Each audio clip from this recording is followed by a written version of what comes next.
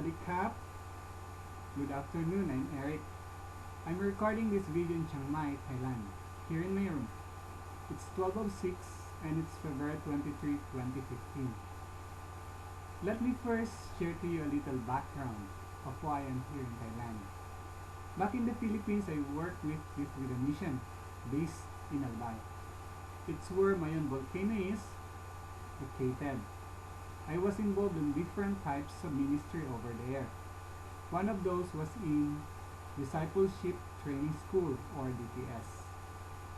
DTS is a training program that seeks to bring students into a more intimate relationship with God. It also gives students an opportunity to discover their passion and their part in God's purposes in the marketplace. After 5 years of working with YWAM, I took a course called School of Frontier Missions in Cebu. Afterwards, I went straight here in Thailand. I've been working here since 2008. My job is about sharing God's love to a group of people who haven't heard yet the gospel of Jesus Christ. When I first arrived here, I thought it was easy. My first challenge was learning Thai culture and Thai language. It was needed because very few people can communicate in English. Thai language is a tonal language. It has 5 tones, namely rising, falling, high, low, and mid-tone. So if you pronounce a word using a wrong tone, it will mean differently. For example, if I say suwai, rising tone, it means beautiful. But if I pronounce it suwai, mid-tone, someone might slap me, especially if I say it to a young lady, because it means bad luck. Until now, I'm still learning the language. I can understand 90% of it, but my speaking ability still needs a lot of work. I can read and write very simple sentences. By the way, they have their own script, and it is not romanized to make it more complex. It never crossed my mind that I will be a volunteer English teacher here. Teaching English is one of a very few platforms in entering communities to build good relationship with the villagers. Only after building a good friendship, that's the only time I can share the gospel message. Thailand is a Buddhist country. It's 93.6% Buddhist.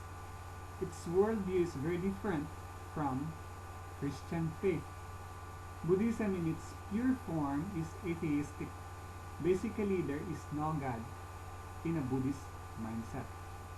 It's more of a philosophy than a religion. But only the high-ranking monks practices that kind of Buddhism. But the general population follow folk Buddhism. It's a mixture of Hinduism and animism.